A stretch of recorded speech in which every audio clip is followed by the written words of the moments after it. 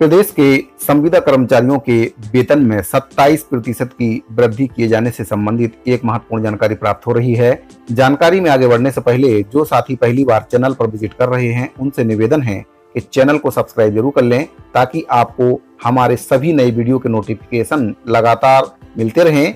सभी साथियों को नमस्कार। एनएचएम के अंतर्गत जो स्वास्थ्य विभाग के संविदा कर्मचारी हैं उनसे संबंधित एक बहुत ही महत्वपूर्ण जानकारी प्राप्त हो रही है। राष्ट्रीय स्वास्थ्य मिशन छत्तीसगढ़ के द्वारा एनएचएम के जो संविदा कर्मचारी हैं उनके वेतन में 27% की वृद्धि करने के संबंध में एक प्रस्ताव 14/9/2023 को भेजा गया था। इस प्रस्ताव में बताया गया है कि जो कर्मचारी हैं उनको 27% की वेतन वृद्धि का लाभ दिया जाना है, जैसा कि माननीय मुख्यमंत्री महोदय जी के द्वारा घोषणा किया गया था कि संविदा कर्मचारियों के वेतन में 27% की वृद्धि की जाएगी। इसके संबंध में एक प्रस्ताव भेजा गया था 14/9/2023 को। इसमें कुल 12 माह के लिए जो बजट है वह 110.82 करोड़ का प्रस्ताव भेजा गया था, जबकि माननीय मुख्यमंत्री जी के घोषणा के अनुसार जुलाई 2023 से 27% की वेतन वृद्धि दिए जाने की बात कही गई है, जिसमें वर्तमान वित्तीय वर्ष 2023-24 के लिए 9 माह यानी कि जुलाई से मार्च 2024 के लिए संशोधन गणना के अनुसार प्रस्ताव भेजने की बात कही गई थी। तो इसके बाद दूसरा प्रस्ताव भेजा गया जिसमें 9 माह का प्रस्ताव था। उस प्रस्ताव के अनुसार जो बजट का व्यय इसमें होना था 90.93 करोड़ का वित्तीय भार उसमें आ रहा था। तो 12 वर्ष के हिसाब से 110 करोड़ का बजट इसमें प्रस्ताव भेजा गया था, 110.82 करोड़ का।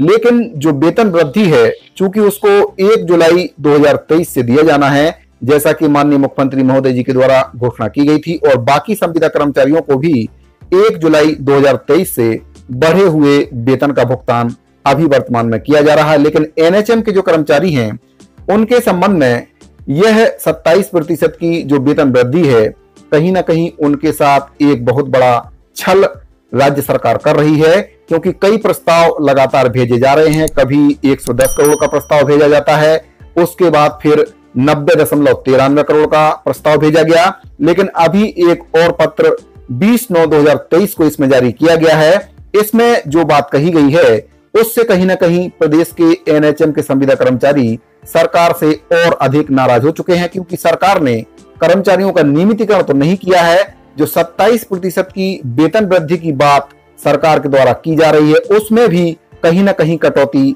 सरकार के द्वारा की जा रही है। तो इस पत्र में क्या कहा गया है मैं आपको थोड़ा सा इसको पढ़ के बता देता हूं।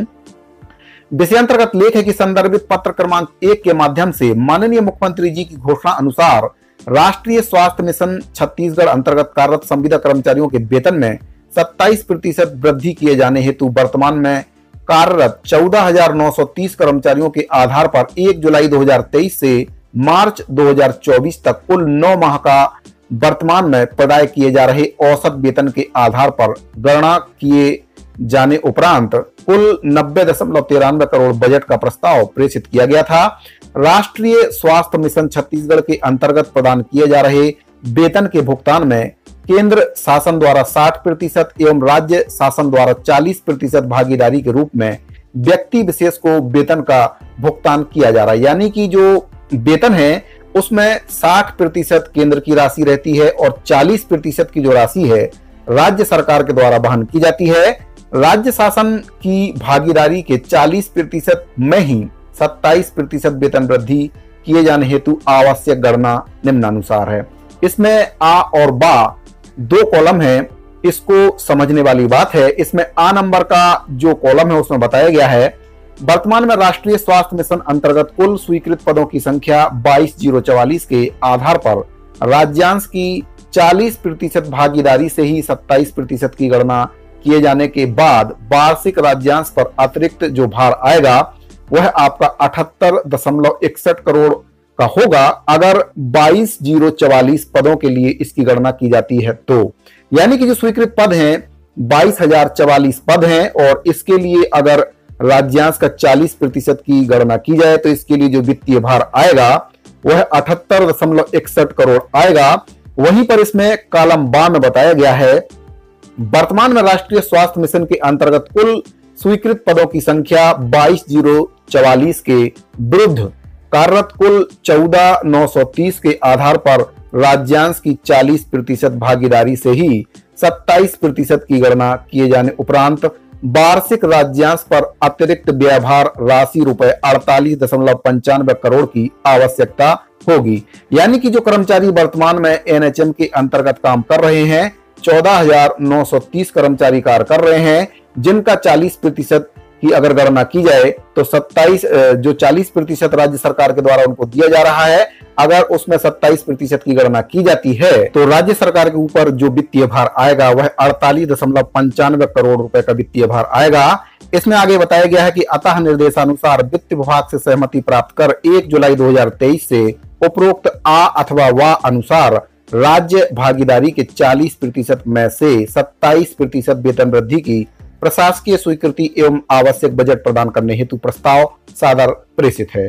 तो यह प्रस्ताव भेजा गया है। राज्यांश का जो 40% राज्य सरकार देती है, 14,930 जो कर्मचारी हैं वर्तमान में 22,044 के विरुद्ध जो काम कर रहे हैं, उनके संबंध में जो अभी वर्तमान में कार्यरत कर्मचारी हैं, उनके आधार पर राज्यांश की 40% भागीदारी से 27% वेतन की गणना का प्रस्ताव भेजा गया है। इसमें भी सरकार ने कटौती कर दी है। जो 27% की वेतन वृद्धि की जानी थी, अब वह 27% ना होके 10% की वेतन वृद्धि एनएचएम के संविदा कर्मचारियों को प्राप्त होगी, जो कि कर्मचारियों के साथ बहुत बड़ा धोखा है। तो साथियों, प्रदेश सरकार के द्वारा संविदा कर्मचारियों के साथ साथ प्रदेश के 1,80,000 अनियमित कर्मचारियों को धोखा देने का काम किया है। जहां एक ओर सरकार 5 साल तक ये कहती रही कि हम कर्मचारियों की जानकारी मंगा रहे हैं और कर्मचारियों को नियमितीकरण जरूर किया जाएगा, वहीं पर दूसरी ओर सरकार के द्वारा कर्मचारियों का ना ही नियमितीकरण किया गया,